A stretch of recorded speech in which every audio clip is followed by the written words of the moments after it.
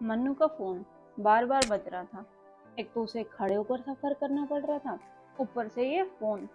अब वो इतनी भीड़ में क्या करे, खुद को संभाले या फोन को। जैसे तैसे उसने अपना सामान किसी और को थमा कर फोन उठाया। अब फोन था सुहासिनी जी का, जो कि मन्नू की माँ है। हाँ माँ, क्या है? क्यों बार बार फोन करे जा रहे हो? जब मैं आ रही हूँ ना घर पर।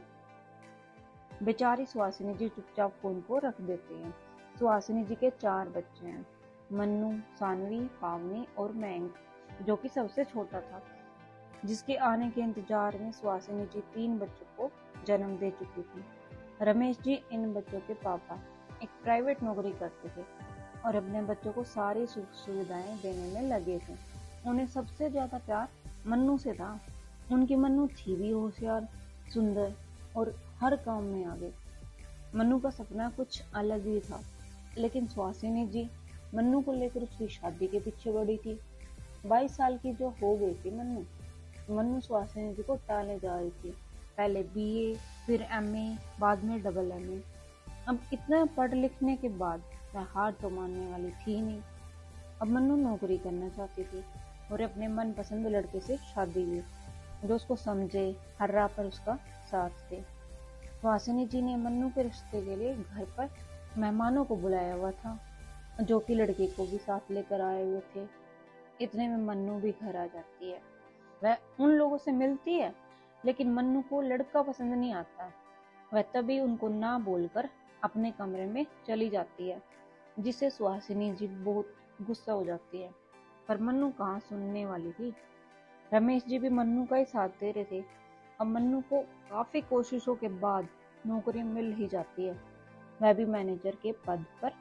अब सुहासिनी जी भी बहुत खुश थी, क्योंकि अब उसकी बेटी उसको कमा कर देने लगी थी। अब मन्नू की मुलाकात एक रंजन नाम के लड़के से होती है, जो कि कीर्तन मंडली में काम करता है। रंजन देखने में तो मन्नू से कम ही था, लेकिन व्यवहार में बहुत ज्यादा अच्छा। अब वो दोनों अच्छे दोस्त बन जाते हैं, साथ घूमते हैं, एक दूसरे के साथ समय बिताते हैं। पहले तो रंजन को मन्नू ज्यादा पसंद नहीं थी, क्योंकि इनकी मुलाकात एक झगड़े के साथ हुई थी, जिसका मुख्य कारण मन्नू ही थी। मन्नू थोड़ी मुंह फट थी और रंजन सीधा साधा। रंजन मन्नू को एक झगड़ालू किस्म की लड़की समझता था, लेकिन किसे पता था कि वो एक दूसरे के लिए ही बने हैं। वो एक दूसरे के बिल्कुल विपरीत थे, लेकिन किस्मत उनको एक करने में लगी हुई थी। कुछ समय बाद रंजन का काम छूट जाता है और वह उसी फैक्ट्री में आ जाता है जहाँ मन्नू काम करती थी। कहते हैं जिनका मिलना लिखा हो उनको किस्मत मिला ही देती है। अब वो साथ में काम करते थे, तो जाहिर सी बात है मिलना भी होता होगा। धीरे धीरे वो एक दूसरे को समझने लगे और अब उनकी वो दोस्ती कब प्यार में बदल जाती है, खुद उन्हें ही नहीं पता चलता। अब मन्नू को रंजन एक परफेक्ट पार्टनर नजर आ रहा था। मन्नू अपने घर पर रंजन के बारे में बता देती है। सुहासिनी जी को तो जैसे मुंह मांगी चीज मिल गई हो। वो तो चाहती थी कि मन्नू की जल्दी से जल्दी शादी हो जाए बस। और दूसरी तरफ रंजन भी अपने घर पर बता देता है। रंजन का परिवार काफी बड़ा था।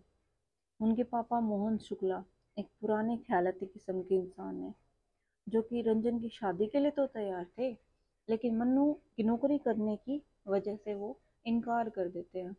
अब मन्नू ना ही तो जॉब छोड़ना चाहती थी और ना ही रंजन को। अब रंजन, जो कि अपने दादाजी से बहुत प्यार करता है, वह दादाजी से बात करता है। रंजन उन्हें बताता है कि मन्नू एक बहुत अच्छी लड़की है, वह आप सभी लोगों का हमेशा मान रखेगी। दादाजी को बहुत समझाने पर दादाजी मान जाते हैं और अपने बेटे मोहन को भी समझा देते हैं। कुछ समय बाद मन्नू और रंजन की शादी हो जाती है। मन्नू बहू बनकर रंजन के घर आती है और उसे इतना प्यार मिलता है जितना उसने सोचा भी नहीं था। अब उसको सही मायनों में उसके सपनों का राजकुमार मिल चुका था।